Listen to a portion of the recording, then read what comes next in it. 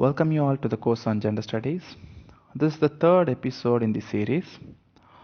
Let me tell you the 5 objectives that I have framed for this episode on culture and ideology in gender studies. The first objective is to introduce students the definitions of culture to understand its role in gender studies. The second objective is to make them ponder over the complex binary of nature and culture in the field of gender studies. The third objective is to make the students understand the workings of dominant culture, namely masculine hegemony. The fourth objective is to impart them the knowledge of ideology and its application in gender studies. The fifth and final one is to enrich their analytical skill of tracing gender ideology in linguistics with an example.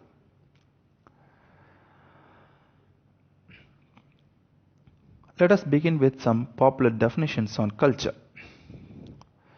Matthew Arnold, for instance, equated culture to perfection or order in the society.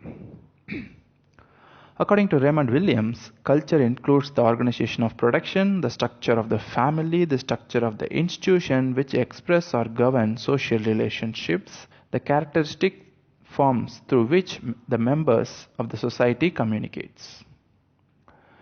Therefore, we may say that it is an aspiring design of society with a view to perfection. This pattern or structure controls family, public communication, social relationship, and all the dominant institutions. To Raymond Williams, culture is related also to hegemony or power, which means a dominant worldview. So culture is in fact a dominant worldview. As far as gender studies is concerned, masculine hegemony or patriarchy is a dominant culture. Male members hold the power in almost all the social institutions, including the domestic sphere. If culture is a social construction, gender is also a culture. It is a culture in the sense that it is structured or patterned or constructed by the dominant power in the world.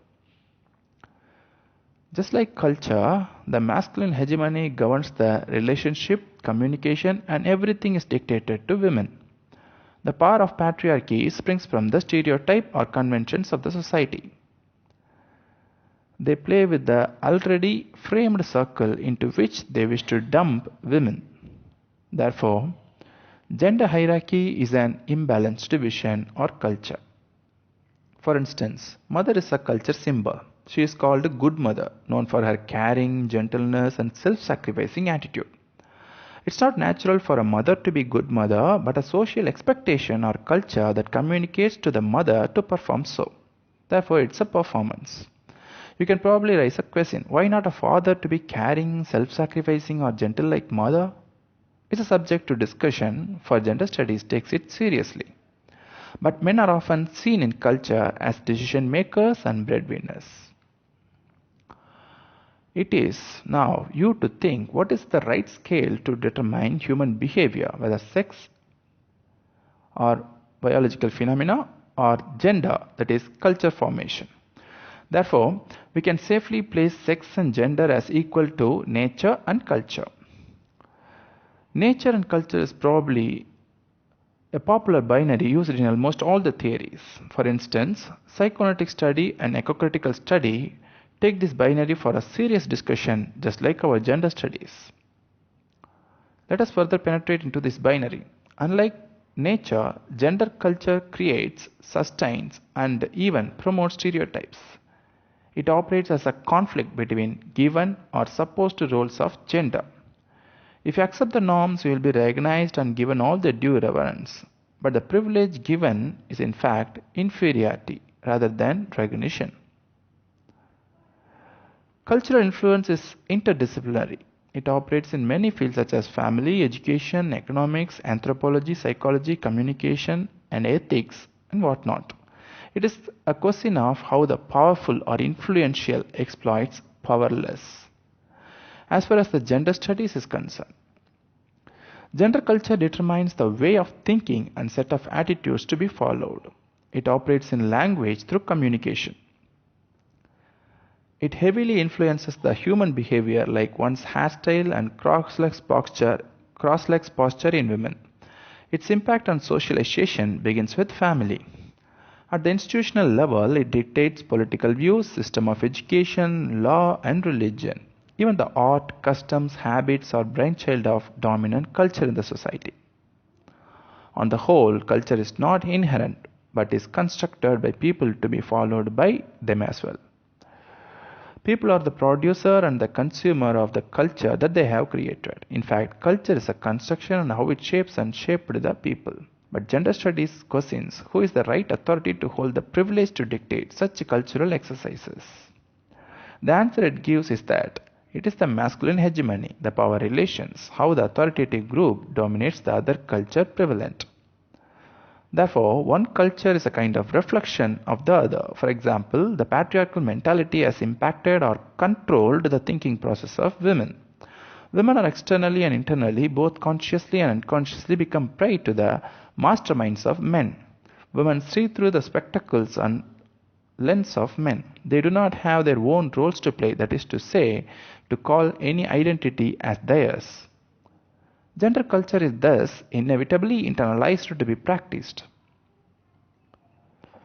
Culture is often dynamic and seen through differently in the different places. For example, traditional dress seems to be strange to the other countries unlike India. In India, it is seen as normal, usual, routine, freedom, heritage, iconic, and even honor to the self.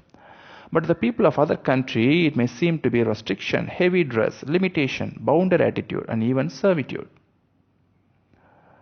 Gender can also mean the cultural difference of women from men, based on the biological divide between male and female. For instance, gender performance is based on culture. Say for instance, I am doing some activities because I am a male, not to follow the others' activities that are alien to myself. Culture is defined as a process through which people circulate and struggle over the meaning of our social experiences, social relations, and therefore ourselves. So it's a question of female experience, female relations, and identity. Let us move on to gender and ideology. Ideology is a word literally meant any expressed viewpoint. You may have your own ideology, I may have my own ideology through which I justify and see other people as well. So I just often try to force people to accept my ideology. Therefore, ideology is one's own conception of one's opinion and one's image and one's attitude, etc. There are many ideologies, but the word ideology is often related to Marxist and the structuralist Marxist called Althusser. Marx's ideology is a false consciousness, but for Althusser it is an unconscious admission. Simply to say, ideology is about how the society thinks about itself. Saying for an example, for Marx, ideology is a false consciousness. I said, for instance, capitalists seem to be in workers' interest, but it is an illusion that hides the objective reality that the capitalist interest is opposed to the workers' interest. Therefore, it is a false consciousness. Let us further see about Althusser's conception of unconscious admission. That is, ideology is an unconscious admission. Ideology often deceives us to understand real or objective situation. Therefore, ideology is an illusion. Althusser defines ideology as the representation of the imaginary relationship of the individuals to their real conditions of their existence. Therefore, it is a conflict between real versus imaginary, and imaginary is treated as real. Therefore, the ideology is illusion. Ideology is nothing but the stories we tell ourselves about our relations to the world. What we say about what is real becomes what is real. No real world, only the product of our relation to it.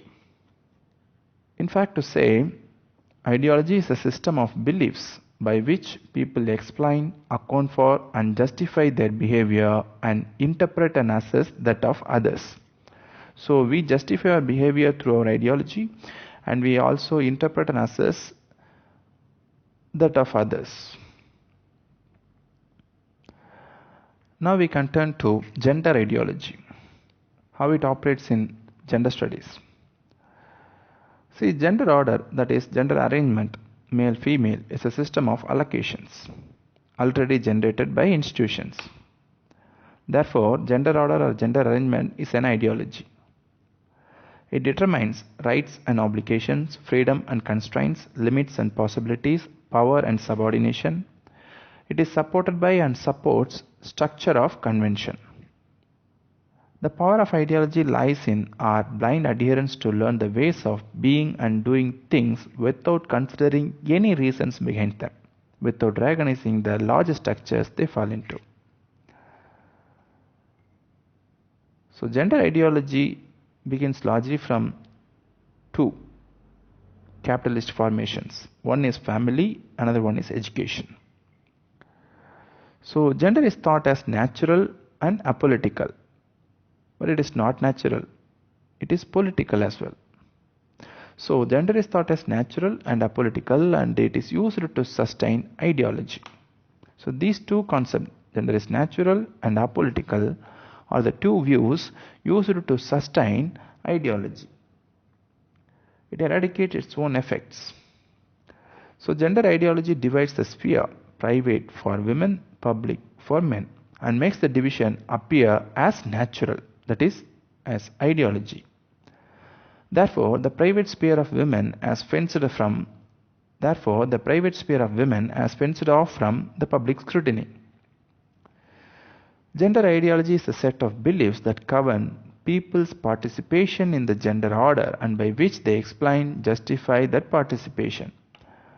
Wherever we come across a dominant ideology, there may be a possibility to find an oppositional ideology. Dominant ideology is a system of belief. It is the most people's accepted social order, and the oppositional ideology is an attempt to reform people's consciousness from real conditions of existence to their own. Say for example, Marxism and feminism are oppositional ideology. All representation of ideology are mediated through ideology, that is, any expressed viewpoint could take up a position of ideological neutrality. Say for example, patriarchal ideology is popular in gender studies. It encourages men and women to act in conformity with certain types of behavior and to have certain life expectations which they act upon their material lives. There's a confusion whether we choose or we are chosen as subjects. So women have the confusion whether we choose or we are chosen as subjects. The women, they feel free, but what is in fact imposed upon them? What they take as natural forms of behaviors are not natural. They are ideological representation of imaginary relationship. Let me repeat this because this is the core idea behind the patriarchal ideology. What women take as natural forms of behaviors are not natural. They are ideological representation of imaginary relationship. Now, everything is focused on a single term called behavior. So whether the behavior is natural or cultural, obviously ideology says it is cultural. Whether it is spontaneous or expected, the ideology says it is expected. So gender difference is also an ideological formation. The knowledge of acceptable and unacceptable forms of behavior have already been communicated to women by education and socialization. In fact, the public domain plays a pivotal role in the ideological formation of gender with its codes of dress and the media such as film and TV. So gender ideology in linguistics. Let us see an example to understand how the ideology operates. Linguistics is implicitly supports the ideology, that is gender ideology.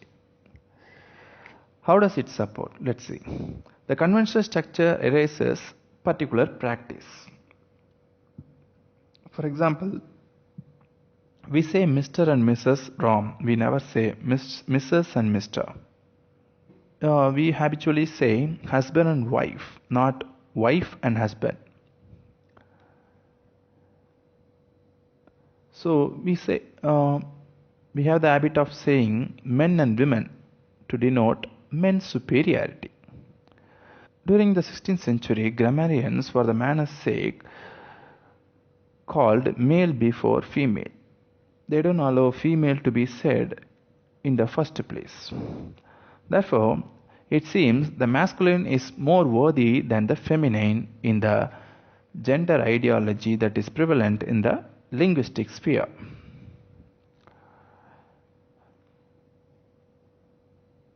So, difference is also a prominent ideology in gender ideology. Difference plays a pivotal role. So, for example, you can speculate on difference, whether difference is fundamental, whether difference is maintained, whether difference is fundamental, whether difference should be maintained, if it should be maintained with inequality or without inequality, whether difference is given, whether difference is justifying, whether difference spring as a result of inequality, whether difference has manufactured to support hierarchies. So these kind of speculations might have come in your mind. Then gender order is often considered to be morally imperative, to be followed, or it is sometimes considered of divine origin, embedded in convention. So these kind of ideologies are also prevalent. The final one is you can take gender ideology as a matter of convenience too. So for example, I don't like the ideology, therefore I deny. So it's a matter of convenience. It depends on one's perspective. Let me conclude with a definition from Michael Barrett on ideology. So ideology is a discursive and significatory mechanisms that many occlude, legitimate, naturalize, or even universalize in a variety of different ways, but can all be said to mystify. So it is often a confusing term as far as the author is concerned. It's mystifying. Whereas we can say that ideology is an illusion. For the argument purpose, let us say gender ideology is a process of misrepresentation. Do you agree? And it is not entirely true. How far can you argue with this? So these are the points to be argued. Let me repeat. Whether gender ideology is a process of misrepresentation, whether it is not entirely true. So whether ideology is imaginary or illusion is a subject to discussion. How far it is true and how far it is pictured in the gendered society. Let us speculate. If you don't relate it, you don't hold the ideology at all. So with this note, I would like to conclude. Thank you so much.